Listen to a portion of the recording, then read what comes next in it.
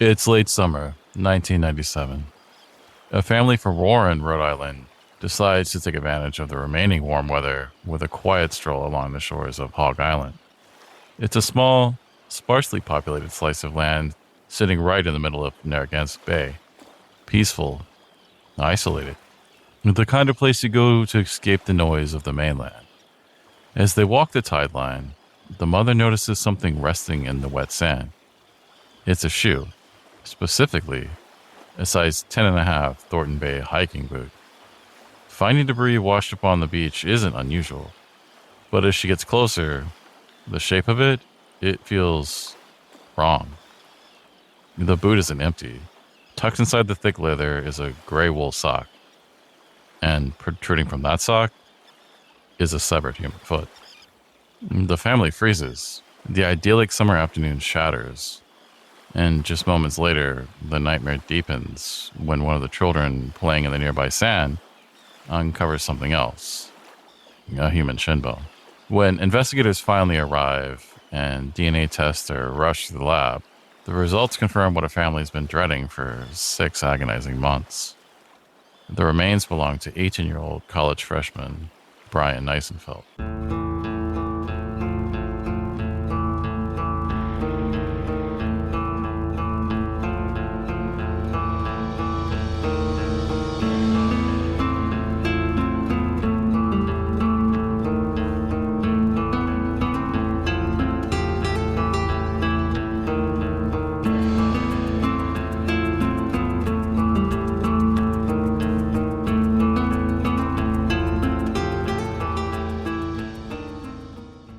Welcome back, everyone.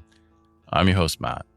I really appreciate you taking the time to join me today for a case that's incredibly frustrating and tragic from start to finish. Before we dive into the timeline, just a quick bit of the usual housekeeping. If you're new here, or if you've been listening for a while and haven't yet, please take a second to hit that subscribe or follow button wherever you're listening right now. Also, leaving a 5-star rating and quick review really helps push the show out to new listeners. So a massive thank you to everyone who's already been taking the time to do that. And as always, you can find the links to our social media and all that good stuff down into the show notes. All right, let's get into it. In the cold open, we talked about the horrific discovery on Hog Island in the late summer of 1997. But a severed foot washing ashore is the end of this timeline, not the beginning. To understand how everything fell apart in Rhode Island, we need to go back much further than his freshman year. We need to look at where Bryan came from and the kind of kid he was long before he ever packed his bags for college. Bryan Nisenfeld grew up in Owatonna, New Jersey, a quiet, tight-knit borough just across the Delaware River from Philadelphia. It's the kind of suburban America town where families put down deep roots. And for Bryan, family was everything. His parents, Stephen and Marianne, actually divorced in 1989 when Bryan was still young. But unlike a lot of fractured households, this didn't break the family apart.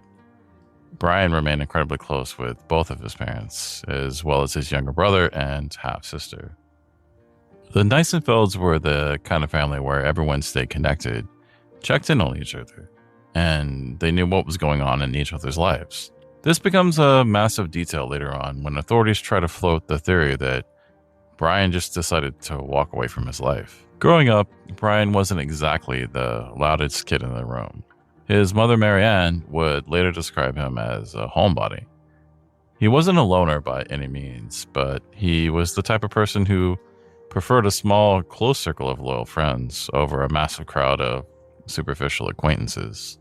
But when he was in his element, he thrived. At Audubon High School, Bryan wasn't just coasting by.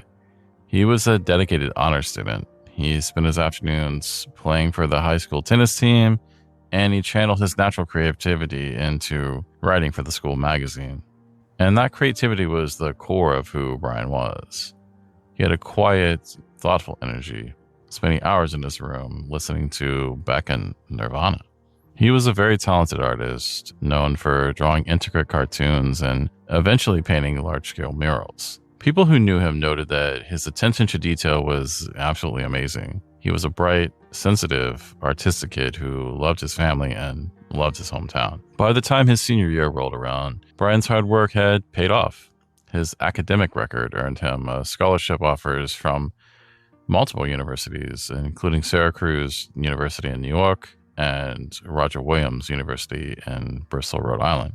Choosing a college is always a high anxiety decision, but for a homebody like Bryan, it was especially daunting. Stephen and Marianne wanted him to be somewhere where he felt secure. They ended up encouraging him to choose Roger Williams. It's a smaller school, only about 3,700 students at the time, and it marketed itself on having a very quaint, home-like, small-town atmosphere. His parents firmly believed that this smaller environment would be perfectly conducive to Bryan's quiet personality. They believed he would be safe in Bristol.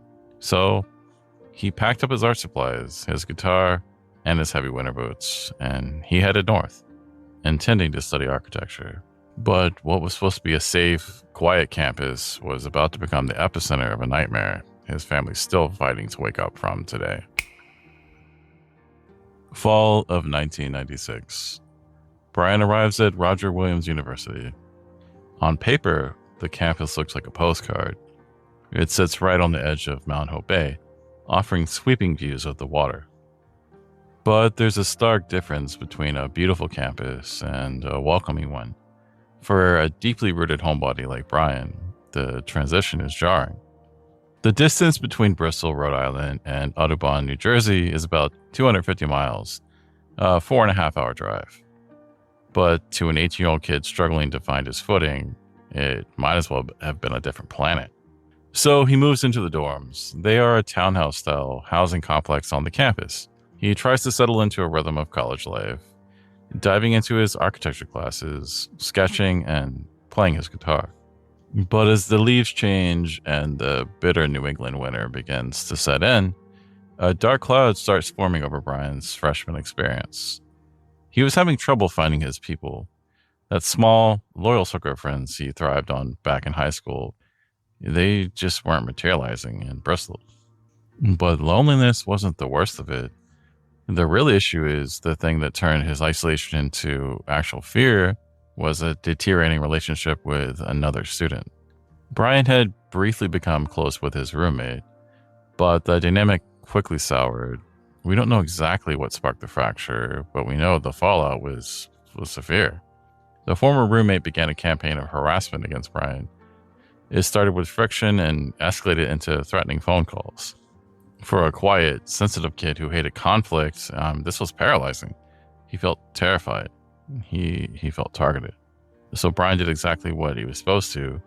He reached out to his family. He told his dad about the threats. Stephen, acting like any protective father, immediately contacted the university administration. He explicitly laid out the situation. His son was being harassed, he was being threatened, and he did not feel safe on campus. But instead of treating the situation with the gravity it deserved, the university effectively just brushed it off. By late January of 1997, the weight of the threats, the isolation, and the biting Rhode Island winter had completely broken Bryan's spirit. He was depressed, anxious, and overwhelmingly homesick. He missed the safety of his hometown. He missed his family. And just days before everything went dark, Bryan sat down in this dorm and poured all of that pain onto a piece of paper. He wrote a letter and mailed it to his mother, Marianne. Tucked inside that letter was a poem he had written. He titled it simply, Home. In it, Bryan wrote about how desperately he longed to be back in New Jersey. He wrote about missing the familiarity of his family, his own room, the comfort of his hometown, and the feeling of being somewhere he truly belongs. It wasn't the writing of a kid who wanted to run away and start a new life. It was a plea from someone who just wanted to go back to the only place they felt safe. Marianne read the poem, feeling her son's heartbreak through the page. She knew he was struggling, but she had no idea she would never hear his voice again. By the time Marianne was holding her son's poem in her hands, The timeline in Rhode Island was already collapsing. It's Thursday, February 6, 1997. Deep winter in New England. If you've ever spent a February in a coastal town, you know exactly what this day feels like. The sky is heavy, flat gray. The wind coming off Mount Hope Bay is brutally cold. The kind that bites at your face and forces everyone to walk with their heads down, rushing from one heated building to the next. Bryan's on campus, sometime in the early afternoon. He walks into an academic building and takes his seat in a literature class. But according to the people in that room, the Bryan that showed up to class that day was a ghost of the guy who had arrived on campus in the fall. As the lecture goes on, it becomes obvious to the professor that something's wrong. Bryan's physically in his chair, but mentally, he's completely gone. He isn't taking notes. He isn't engaging. He looks deeply despondent, staring blankly, carrying an overwhelming heaviness. The professor keeps an eye on him, and as the clock runs out and the class is dismissed, students start packing up their bags and shuffling out the door. Bryan stands up. He doesn't speak to anyone. He just puts his head down and joins the crowd funneling out of the room. The professor, genuinely concerned by how out of sorts Bryan is looking, decides to intervene. As Bryan nears the exit, the professor calls out to him and tries to flag him down, trying to hold him back just for a second, just to check in, to ask if he's okay. For whatever reason, Bryan doesn't turn around. He doesn't break his stride. He walks out the door, steps out into the freezing Rhode Island afternoon, and disappears into the crowd of passing students. The professor couldn't have known at the time. No one could have. But that brief misconnection, a professor calling out to a struggling student whose back was already turned, would become a massive focal point for investigators. Because as Bryan Nisenfeld walked out of that building on the afternoon of February 6, he was walking off the map. That passing glance in a crowded doorway is the last confirmed credible sighting of Bryan being alive. When someone vanishes, the space they leave behind becomes a crime scene, a museum, and a puzzle piece all at once. For investigators, a missing person's room is supposed to tell a story. It's supposed to show whether they packed a bag, whether they took their money, whether they were planning a trip or planning to end their life. But when police finally walked into Bryan's room in the dorms, the story the room told was chilling. It didn't look like the room of a runaway. It didn't look like the room of a kid who was meticulously planning a suicide. It looked like a room that just had been interrupted. The very first thing that hit anyone walking into the room was the freezing temperature. It was February in Rhode Island. The average high was in the 30s, dropping into the teens at night. But Bryan's dorm room window was wide open. It wasn't a crack to let some fresh air in. It was open to the biting cold. For someone who already depressed and struggling with the winter gloom, leaving the window wide open to freeze the room made absolutely no sense. Was he looking out at something? Was he trying to hear something? Did someone else open it? But then you look at what was left behind. If you're running away to start a new life, you take your essentials. You take the things you love, and you take the things you need to survive. Bryan took nothing. His bicycle was still there. His beloved guitar, the one he spent hours playing in his room, was sitting right where he left it. His Walkman, which was practically a lifeline to him, was left carelessly tossed on the floor. Even more damning, his glasses were left behind. There was no packed duffel bag. His heavy winter clothing was still in the closet. And there was no goodbye letter, no suicide note, nothing to indicate finality. When his father, Stephen, eventually saw the state of the room, he stated, quote, "It looks like he just stepped out to go to the bathroom and he never came back." The physical clues in the room were only half the puzzle. To figure out what a missing person is doing, you always follow the money.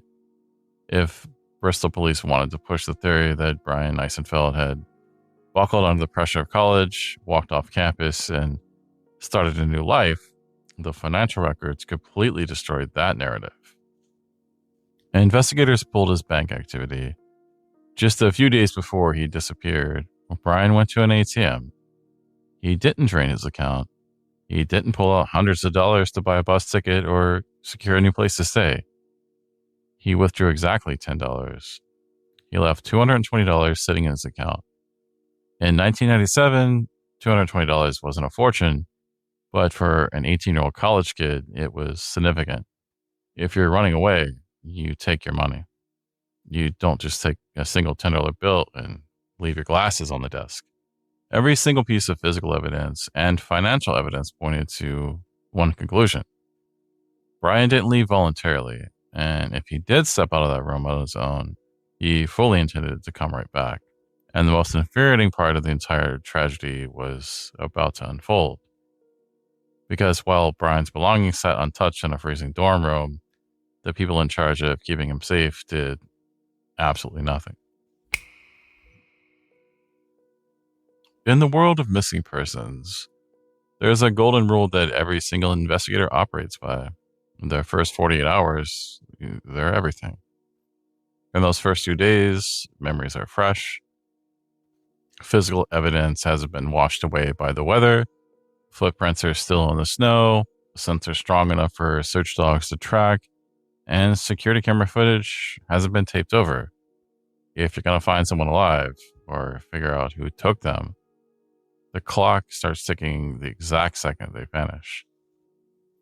For Bryan, that clock started ticking on the afternoon of Thursday, February 6th, but nobody was looking for him.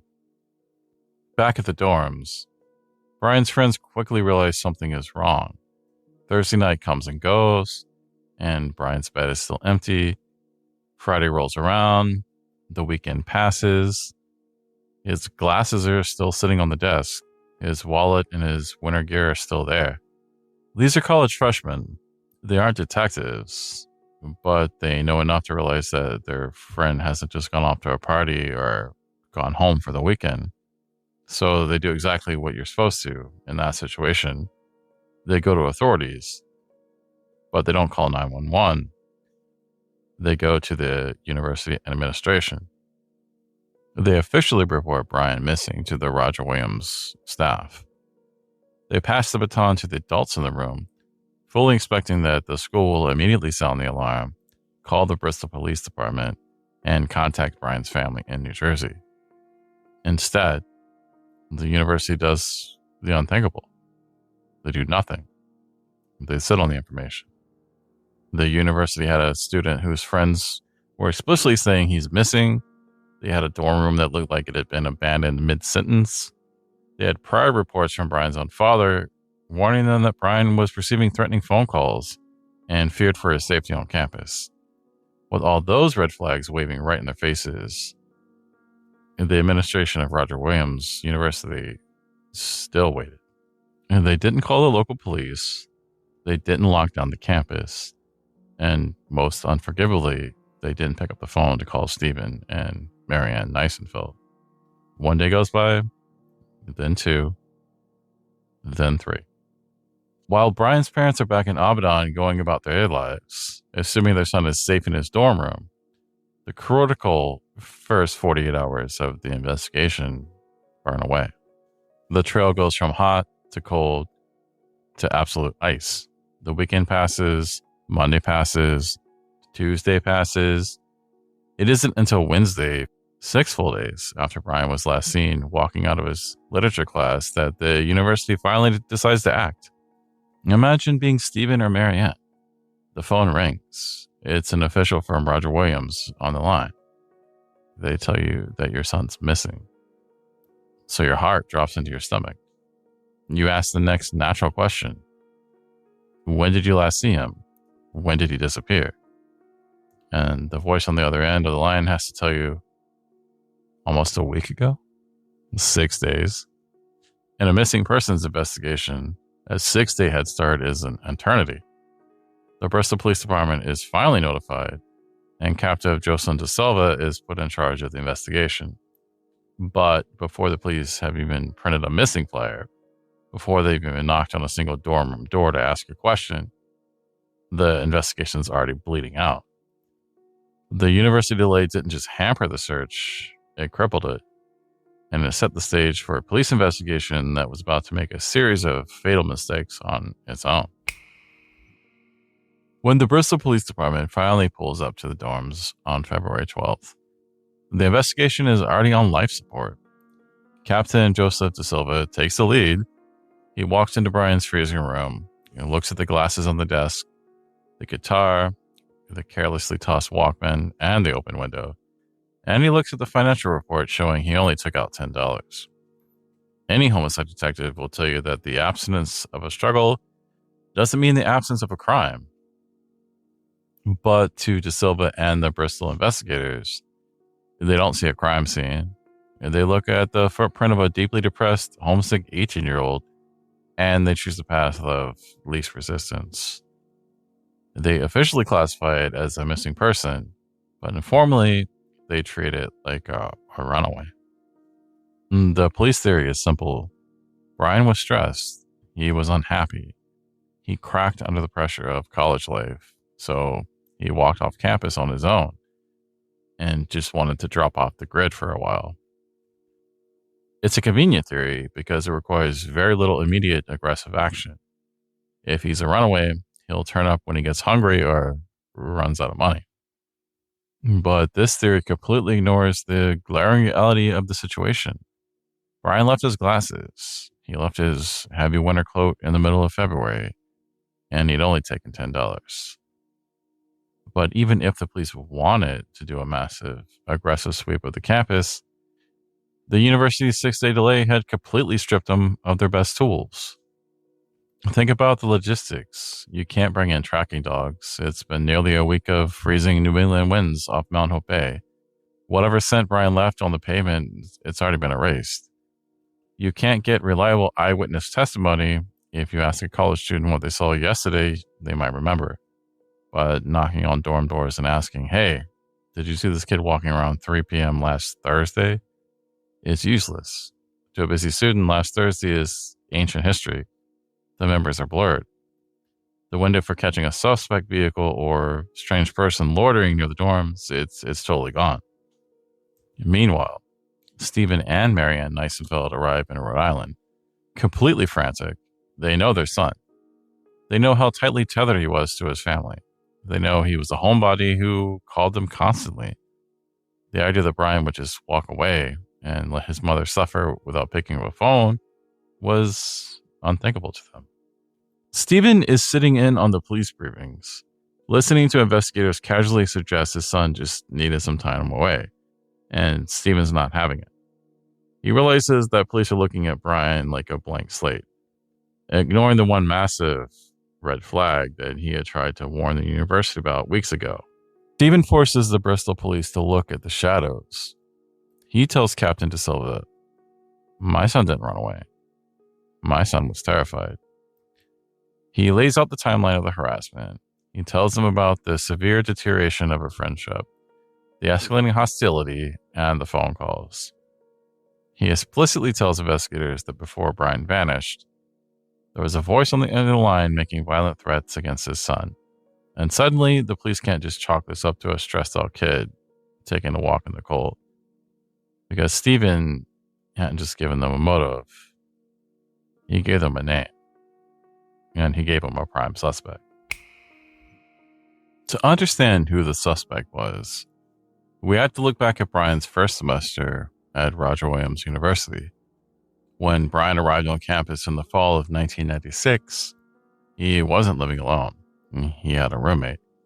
At first, things seemed relatively normal, but at some point during that first semester, a massive fracture occurred between the two of them. There was a falling out. Bryan kept it entirely to himself. Whatever happened in that room was a secret Bryan took with him. What we do know is the aftermath. After the fall semester ended, the roommate actually dropped out of Roger Williams University and left the school. When Bryan returned in January of 1997 for the spring semester, he was now living alone in that townhouse dorm. He should have been safe. The source of his anxiety was supposedly gone, but instead of the tension breaking, it escalated. The former roommate began calling Bryan's room. They weren't pranks. According to Bryan's father, they were targeted, harassing, and threatening calls. But this is the exact harassment that Stephen Nisenfeld warned the university about. He told them his son was being threatened by a former student. The university did nothing, and weeks later, Bryan was gone. So when the police finally take Stephen seriously, they track down the former roommate. They pull him into an interview room. They finally have a prime suspect with a documented history of hostility towards the victim. When police question the former roommate, he has an alibi. I don't go to that school anymore. He tells investigators that he hasn't seen or spoken to Bryan in weeks. Because of the university delay, the police have no way to verify who was on campus the day Bryan disappeared. So even worse, the Rhode Island State Police eventually look into the threatening phone calls, and they conclude that the threats could not be substantiated because it was 1997, and without a physical tape recording of the phone calls or immediate police intervention while they were happening, it was essentially Bryan's word against his abusers. And Bryan wasn't there to testify, and the police had their best suspects sitting right in front of them, but without a crime scene, without a witness, and without a body, they had to let him walk away. When you look at the timeline of what happened, there's a massive gaping black hole right in the center of the story. And it's the exact reason why this case resonates so deeply with us here at Homocidal Tendency. We have to talk about the absolute secrecy around the fallout between Bryan and his former roommate. Bryan was incredibly close to his parents. He told his dad about the threatening phone calls, but when they asked him what actually started the fight with his roommate, he refused to say. He completely shut down. Now, I want to be really clear.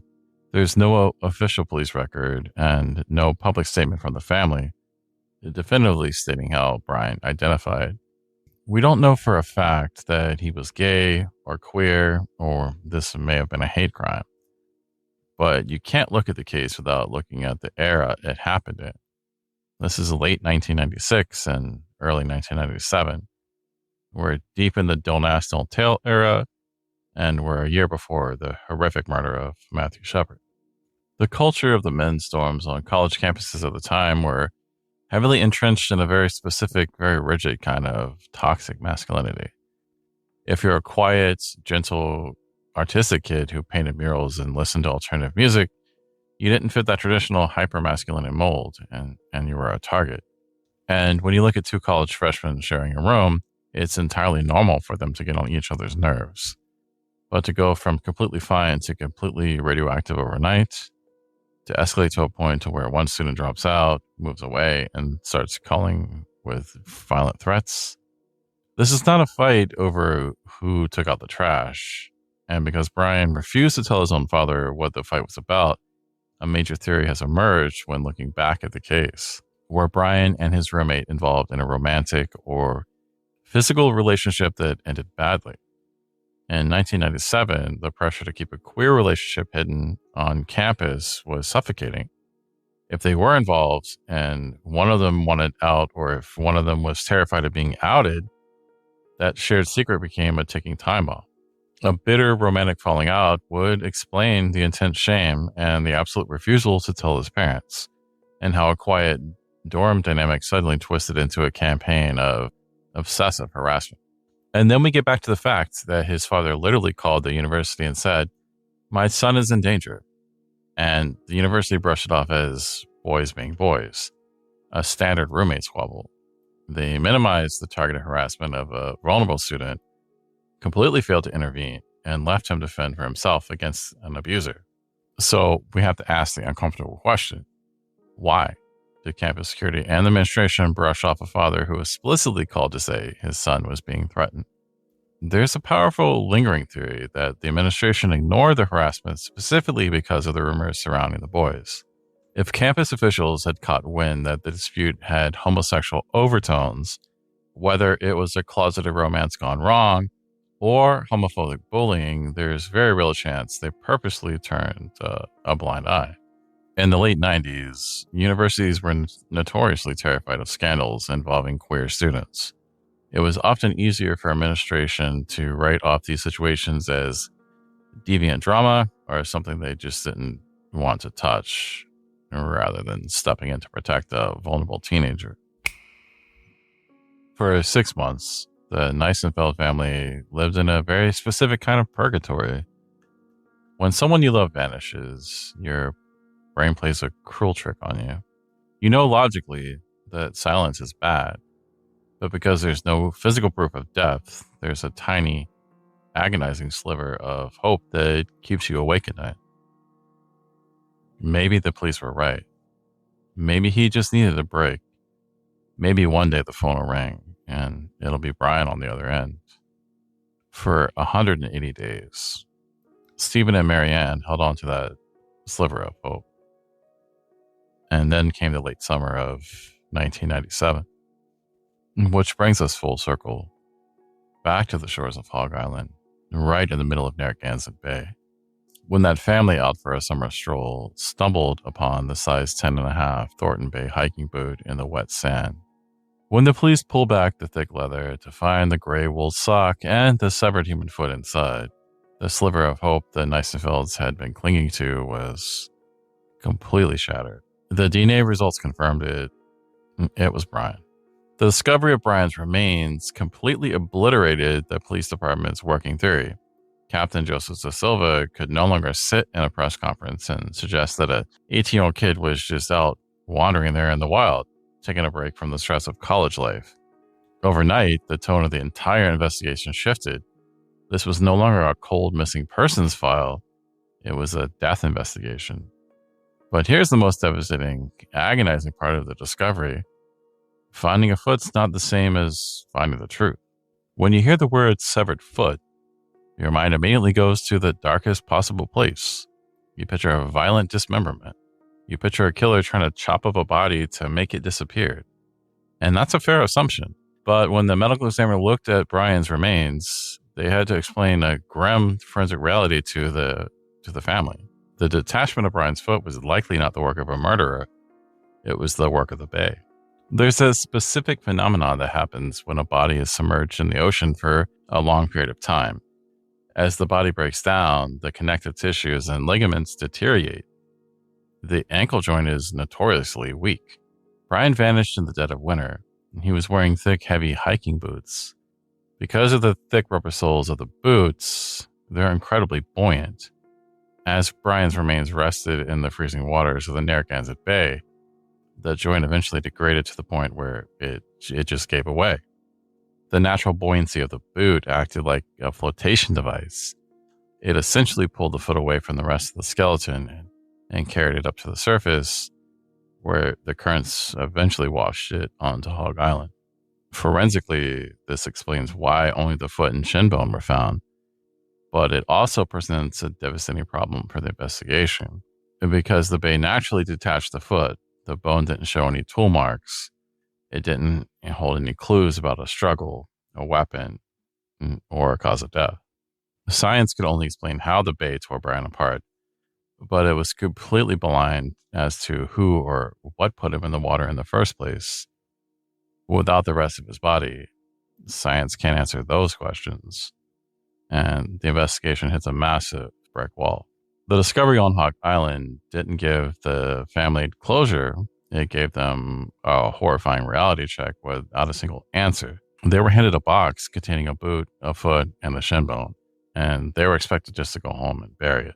And to this day, the rest of Bryan's remains have never been found. When a case hits a brick wall like this, it leaves behind a vacuum. And in that vacuum, you're left with two primary theories about what happened to Bryan Nisenfeld. The first is suicide. It's impossible to ignore the severe depression and homesickness Bryan was suffering from. He wrote that heartbreaking letter to his mother. When we talk about the theory that Bryan Nisenfeld took his own life, we have to look at the geography of where he disappeared. Roger Williams University sits right on the edge of the water, and looming directly over the water, just a short walk away from Bryan's dorm, is the Mount Hope Bridge. It's a massive, towering suspension bridge, and tragically, for decades, it's carried a dark reputation as being known as a suicide hotspot in Rhode Island. We know that Bryan was a quiet, artistic kid who liked to walk near the water when he was stressed. Did the isolation and bullying finally break him? Did he walk out of that class, walk past his dorm, and head straight for the bridge? I don't know. So just my personal feelings is I don't think the suicide is the answer. Maybe it is. I don't want to think it is, but he would have been wearing his glasses in the class, right? And so he went back to the room and left all of his stuff there. I don't know. It's just a personal thought. So, I mean, that gets us to the second theory. The second theory is foul play. A young man doesn't just receive violent threats from his hostile former roommate right before he mysteriously vanishes into thin air. If this theory is right, it would explain that Bryan stepped out of his room and intended to come right back, which explains why he left his glasses and coat. The most infuriating part is that both theories are entirely plausible and neither can be proven. And there's one other third theory that's like the weakest theory of all, and I'm just going to say it to say it. And that's that he accidentally fell into the bay, which, I'm not buying it. And for Stephen and Marianne, the pain of losing their son is compounded every single day by a burning, justified anger. They firmly believe that the people who were supposed to protect Bryan failed him on every conceivable level. If Roger Williams University hadn't brushed off Stephen's warning about the harassment, Bryan might still be alive. If the university hadn't waited 6 days to report him missing, the police, they may have found him, or at the very least, they would still have evidence. The scent trails, the timeline, needed to lock up a person who did this to him. But the university's silence just didn't delay the search. It destroyed the investigation. And Stephen and Marianne didn't just walk away and let the university sweep their son's death under the rug. They turned their unmanageable grief into anger, and that anger into action. The family filed a civil lawsuit against Roger Williams University for negligence, explicitly calling them out for the catastrophic delay. But the university fought back aggressively. Their attorneys actually stood up and publicly stated that claiming Bryan could have been saved if the school had acted faster was, quote, absolute rank speculation. They refused to take responsibility for the blind eye they turned to a student in crisis. But the Nisenfelds knew that the lawsuit wasn't enough. They wanted to make sure no other family had to experience the agonizing purgatory of an institution hiding a missing child. They took their fight all the way to the federal level, pushing Congress to pass what became known as Bryan's Law. The goal was simple but vital: to legally mandate that colleges and universities implement strict, immediate reporting procedures when a student goes missing. No more internal investigations. No more sitting on the information to protect the school's reputation. If a student vanishes, the police and the parents are notified immediately. Bryan Nisenfeld was a talented, sensitive artist who just wanted to go home. He deserved so much better than the hand he was dealt. He deserved to be protected, and nearly 30 years later, he deserves justice. And the case is still open. If you were a student at Roger Williams University in 1996 or 97, if you lived in the dorms, or if you knew anything about the dispute between Bryan and his roommate, alliances change, and secrets don't have to stay buried forever. You can reach out to the Bristol Police Department tip line at 401-253-6900. You can remain completely anonymous. It only takes one missing puzzle piece to finally give the family the closure that they've been waiting decades for. And as we wrap up Bryan's story, there's one final thought I want to leave you with. When we examine the case through a queer lens, we have to acknowledge a terrifying reality of college culture in the late 90s. You didn't even have to be out or even be queer to become the victim of homophobic violence. Sometimes, just being different, being gentle, being artistic, and refusing to fit into a rigid box of toxic masculinity was enough for an aggressor to assign an identity to you. And in the minds of some, that perceived identity was a license for cruelty. We don't know what the argument in the dorm room was about, but rather the harassment Bryan faced was rooted in a roommate's own closeted panic or just sheer unchecked bigotry. The results are the same. When someone strips away your humanity based on who they perceive you to be, it completely lowers the barriers to violence. It turns a miserable dorm dynamic into something lethal. And tragically, in Bryan's case, it happened while an institution that promised to keep him safe just looked the other way. And that's going to do it for this episode of Homocidal Tendency. Thank you for being here, for listening, and for help keeping Bryan's name alive. Please share this episode. You never knew whose feet it might cross. I'll be back next week. Until then, stay safe, look out for each other, and remember, the quietest towns always hide the darkest secrets. I'm Matt, and I'll see you next time.